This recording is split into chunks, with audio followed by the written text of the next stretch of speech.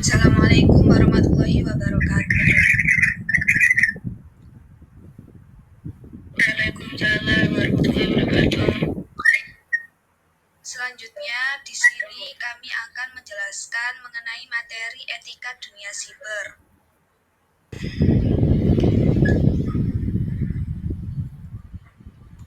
Next, internet telah menjadi bagian penting kehidupan untuk bekerja, belajar, dan berkomunikasi. Kehadiran dunia siber menuntut penerapan etika seperti dunia nyata. Teknologi informasi memberikan banyak manfaat, namun arus informasi yang deras membutuhkan kebijaksanaan pengguna. Etika berinternet menekankan sikap saling menghormati. Komunikasi daring memerlukan kehati-hatian agar tidak terjadi kesalahpahaman.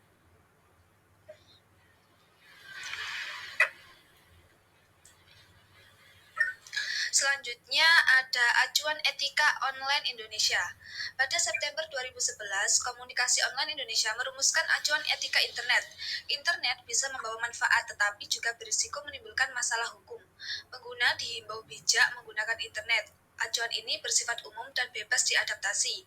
Pengguna harus menghormati nilai kemanusiaan, kebebasan, dan tanggung jawab.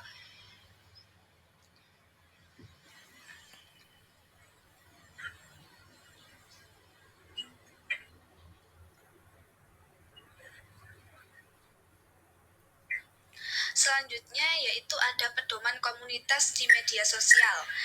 Yang pertama ada pada aplikasi Facebook atau Instagram.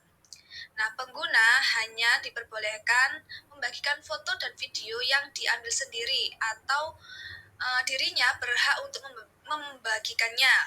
Terus pengguna juga harus menumbuhkan interaksi yang bermanfaat dan tulus, menghormati anggota komunitas Instagram lainnya, mematuhi hukum, berhati-hati saat mengirimkan acara yang layak diberitakan, dan menjaga lingkungan media sosial yang sehat dengan tidak mendukung tindakan melukai dirinya sendiri.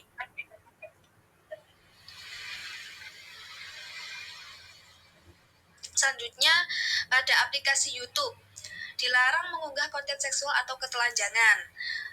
Selanjutnya, dilarang mengunggah konten yang mengandung kebencian, dilarang mengunggah konten pelecehan atau cyberbullying, dilarang mengunggah konten yang bermaksud ancaman, dilarang mengunggah konten yang merugikan atau berbahaya, dilarang mengunggah konten yang hak ciptanya milik orang lain, dilarang melakukan spam metadata yang menyesatkan dan scam atau banyak contoh yang lainnya. Selanjutnya yaitu ada Undang-Undang Informasi dan Transaksi Elektronik yang akan dijelaskan oleh Mbak Natasha.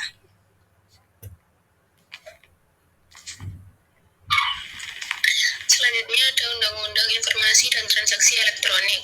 Pada Undang-Undang Nomor 19 Tahun 2016 Pasal 27-29, pada Pasal 27 disebutkan bahwa setiap orang dengan sengaja dan tanpa hak mendistribusikan atau mentransmisikan atau membuat dapat diaksesnya informasi elektronik atau dokumen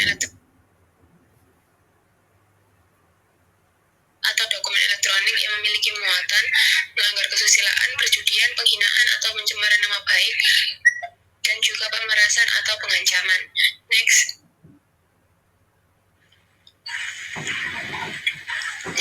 Pasal 28 menyebutkan setiap orang dengan sengaja dan tanpa hak menyebarkan berita bohong dan menyesatkan yang mengakibatkan kerugian konsumen dalam transaksi elektronik serta menyebarkan informasi yang ditujukan untuk menimbulkan rasa kebencian atau permusuhan individu atau kelompok masyarakat tertentu berdasarkan atas suku, agama, ras, dan antar golongan sara.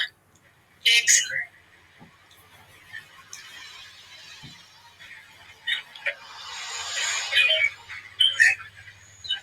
Serta pada pasal 29 yang menyebutkan setiap orang dengan sengaja dan tanpa hak mengirimkan informasi elektronik atau dokumen elektronik yang berisi ancaman kekerasan atau menakut-nakuti yang ditujukan secara pribadi. Setiap orang yang melakukan perbuatan yang dilarang tersebut dapat dipidana dengan pidana penjara maksimal 4-6 tahun dan denda paling banyak sekitar 750 juta sampai 1 miliar. Oleh karena itu, perlu kehati-hatian perhatian para pengguna internet untuk dapat melakukan aktivitasnya di internet tanpa perlu melanggar aturan hukum yang berlaku di Indonesia.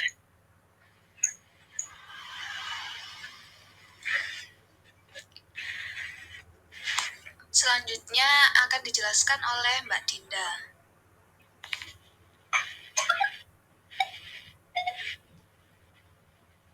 Panduan bermedia sosial dari PGI, yaitu Persatuan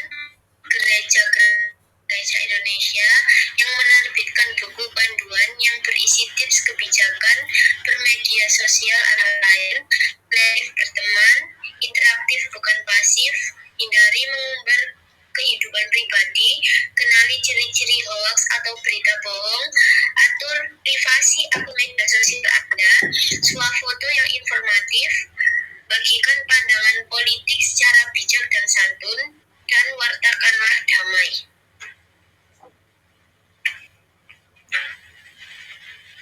Wafta Majelis Ulama Indonesia tentang bermedia sosial. Dalam Komisi Wafta Majelis Ulama Indonesia atau MUI pada tahun 2017 mengeluarkan Wafta MUI tentang hukum dan pedoman bermuamalah melalui media sosial. Dalam Wafta ini dinyatakan bahwa setiap fokusnya bermuamalah media sosial diarahkan untuk yang pertama, melakukan ghibah, fitnah, naminah, dan penyebaran permusuhan. Yang kedua, melakukan bullying, ujaran kebencian, dan permusuhan atas dasar suku, agama, ras, dan golongan. Yang ketiga, menyebarkan hoax atau berita bohong serta informasi bohong meskipun bertujuan baik, seperti info tentang kematian orang yang masih hidup. Yang keempat, menyebarkan materi pornografi, kemaksiatan, dan segala hal yang terlarang secara syar'i. Yang terakhir, menyebarkan konten yang benar tapi tidak sesuai dengan tempat dan atau waktunya.